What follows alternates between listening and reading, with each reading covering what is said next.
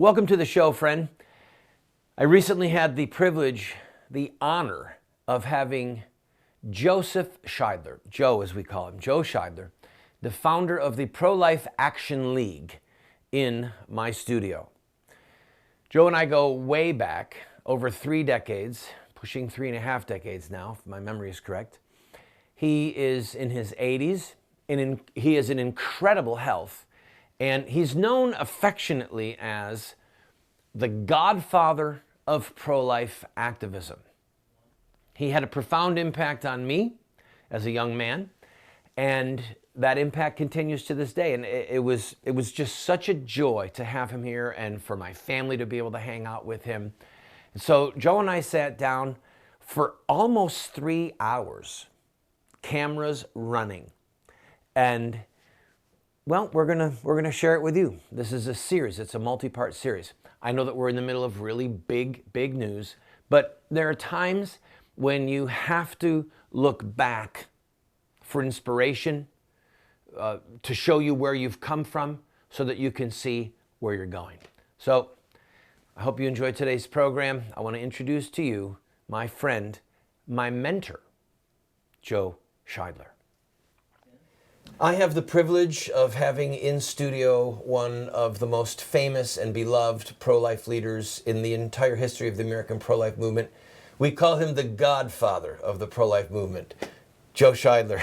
Randy, it's a pleasure. It's always my pleasure, Joe. It's so good to see you. You look great. Thanks. Can I ask how many years young you are? 88.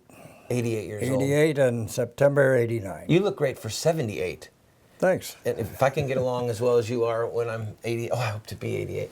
It's so much fun to have you here. When did we meet?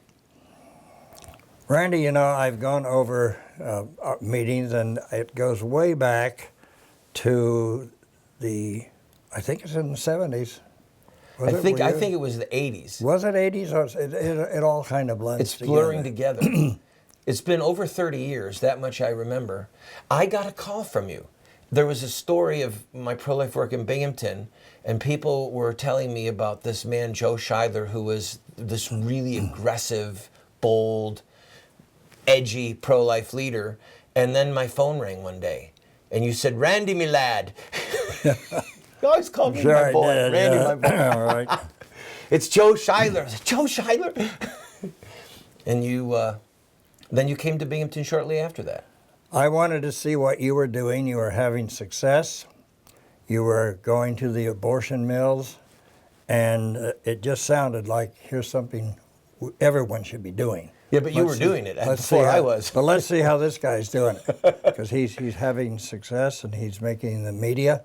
That was always something to get into the news. And so I went out there and we met. We've been all over the place. We've been to Rome. We met the Pope together. I don't even know how many cities in America we've been in. I've got a picture I need to show you. One I haven't seen? Oh, yes, that one. I remember that one. You put that up on the screen if you would. This is when we were both just a little bit younger. We'll make them an offer they can't refuse. Right, that was the line. We'll make them an offer they can't refuse. For those of you who aren't from the movie era, the violin case was often used to carry something besides a violin. So we were there looking rather unarmed and dangerous. But truth to tell, there was a violin in that case. Yes, there was. Your violin. And you're a violinist. Yes. We had a lot of fun. Oh, Lord have mercy. One of the reasons that I was so anxious to sit down with you was to get your perspective. For those of you who don't know, Joe Scheidler founded the Pro-Life Action League, and really since Roe versus Wade and before was active in the pro-life movement. He had a profound impact on me and on literally hundreds of pro-life leaders across the country. And what he did for me is he gave me permission. When you called me on the phone and then came to visit, and we took that picture and we did protests at various abortion mills, I think it was either 84 or 85, and you gave me permission. I know it sounds silly, but you are old enough to be my dad, and I felt like I was out there on this limb, out there on an edge, and then you came along with your your fedora and 6'4" and a suit and your bullhorn and, no, Randy, this is great. Go ahead and give him hell. I never thought I had to give permission. You were already pretty active. It was more like giving your blessing. Yeah. Well, I did that. Yes, you I did. that. You were doing a wonderful job, and I was looking for people like you.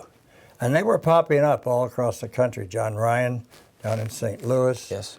And we had Earl Appleby, and we had people coming up in the movement. And actually, Joan Andrews, Yes. taking leading roles, going out to the abortion clinics, debating the abortionists, and keeping this issue alive. I always said, keep it alive. If we ever accept abortion, we're done. So we've got to never accept it. And that's what happened with the pro-life activist movement. We never accepted abortion as legitimate.